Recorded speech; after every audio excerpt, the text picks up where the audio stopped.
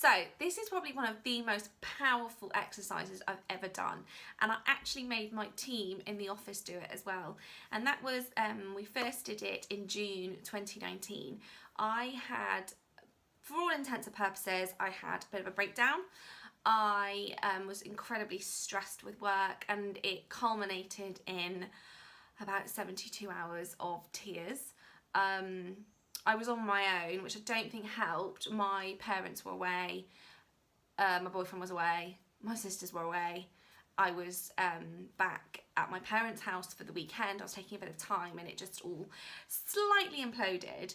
And I realised that something had to change, else I was on a one-way ticket to having a total and utter breakdown that would be much harder to get out of. This was the wake-up call I needed.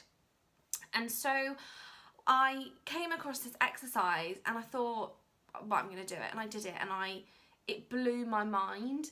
And so when I went back to work, I took a couple of days off, which for me is pretty unheard of. And I really should have taken like 2 weeks off, but I didn't. I had commitments, and I found that really hard. So I went in for them, but I got the team to do these things, and then we looked at kind of implementing the changes as a result, which I hasten to add went really badly at that point, but we've now implemented them and it's going a lot better. So live and learn. But the exercise, it set us up for this change that has taken kind of 9 months to implement and really push and follow through on. So what you do is you literally rate your day, and the download that goes with this, like the printable, it's all on there, so you can use that framework and you can just print off as many of those as you need, or you can do it in a notebook or scrap piece of paper, whatever. But the point is, there are 3 columns that I want you to do, and it's all about looking at your day and rating it. Literally ranking it and rating it and reflecting on it. But it's really important you do this on your own, because I don't want you to be influenced or swayed by what your friend thinks or what your mum thinks or what your sister thinks. So with the team, I made them do it completely isolated. I didn't want them to do it and have a conversation, because I didn't want B's response to be influenced by what Becca thought was important. I wanted them to be so honest. And also I wanted them to interpret the ranking and the percentages in their own way, because that was really important too. So I want you to just be totally honest, and it can be really hard. When I did it, one of the things I wrote down was that I spent about 90% of my time doing recruitment, and when I ranked the things that I did, it was my least favourite.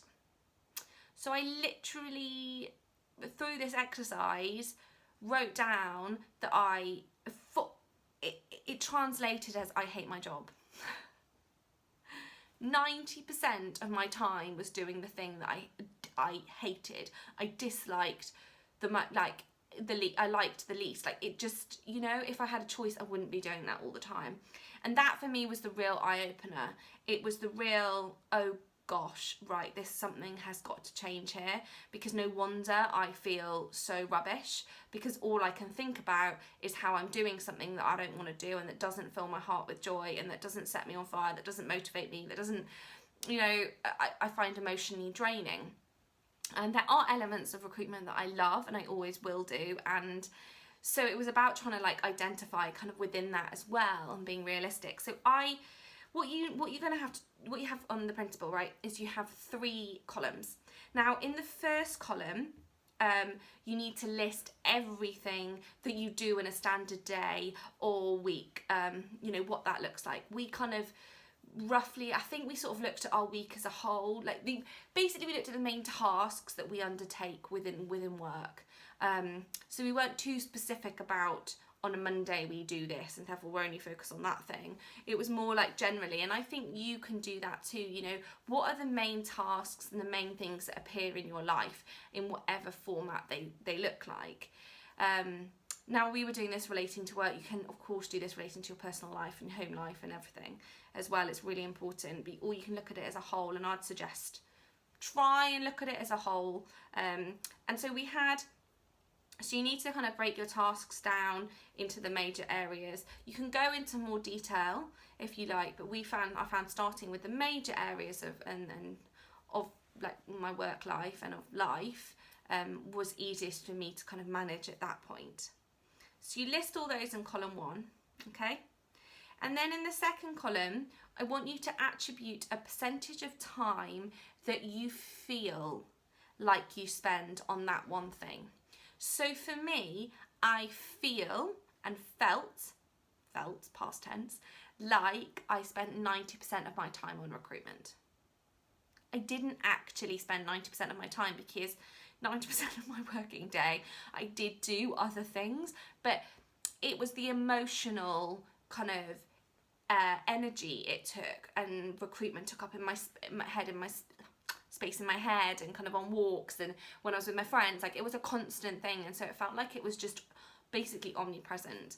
So it felt like that was 90% of my time. So it's not necessarily an actual percentage, it's how much it feels to you in terms of action and possibly like the overhang, because we all have tasks and areas that we have to do that have an overhang. They feel like they take up more time than they probably do.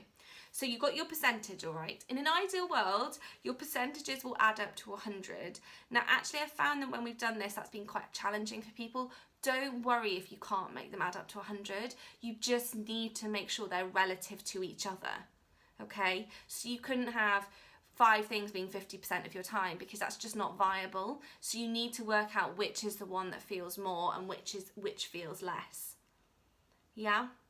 So try and make it add up to 100, but it's not so much about that. You need to make sure kind of it kind of flows in terms of where you're spending more or less of your time, or at least feeling. So for me, like, you know, spending time with my friends I think I put it down as like 1%, my friends and family. And actually it was probably more than that, because I did spend time with them at the weekend, but my head was so consumed with the stress of work that I don't feel like I was actually truly present or truly enjoying it. And it just felt so small. And I really wanted that to increase. That was really, really important to me. And finally, in the third column, I want you to rank each task, activity or area from your favourite to your least favourite. So start with your favourite. What is your favourite? Start at number 1 and go all the way up. Just rank them all in order of which is your favourite to your least favourite. So that's what I did with mine. And you know, my favourite thing to do was probably hanging out with my friends and family. And in work, one of my favourite things to do is training. I love it. Like, I love training and teaching and engaging with people and helping them show up as their best selves. And the time that I spent on that was really small, yet it was one of my favourite things to do. So I ranked them, okay? So you need to rank them. And that's where I saw that I felt, you know, with recruitment, it was 90% of my time, and it was my least favourite thing to do. So it was a fundamentally, totally and utterly messed up way to spend my day. So what you're doing there is you are literally taking ownership of your day, and you are looking at it, and you will be so surprised about what is on there as the things that you love doing and how much time you spend doing them.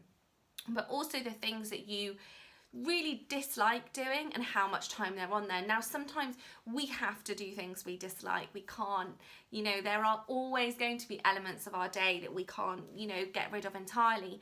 But the point is, you know, don't let that consume you too much. Move that around, and just, we need to identify it. So that is this exercise. That is what I want you to do. I want you to go away and rate your day. That is the first thing I want you to do. And it's hard. It is hard, because for me, I came back and I looked at the girls, and Becca, who's worked with me now for over 3 years, she basically did the same thing. She put 90% of her time was on recruitment, and it was her least favourite thing to do. So Becca told me that she hated her job.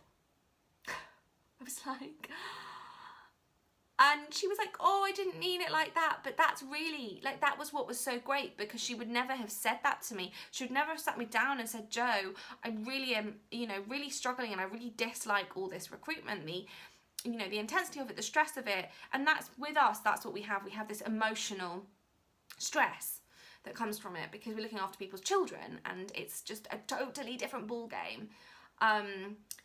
And I was like, that is just devastating. But because she was doing it in an activity, she could commit to it, and it took away that kind of where she was like personalizing it. It was just a completely rational, it was like, well, that is there, that is there, that is there. Like she was factualizing things, and it was so powerful. So go away and do that one. And in the next video, we are going to look at the next activity.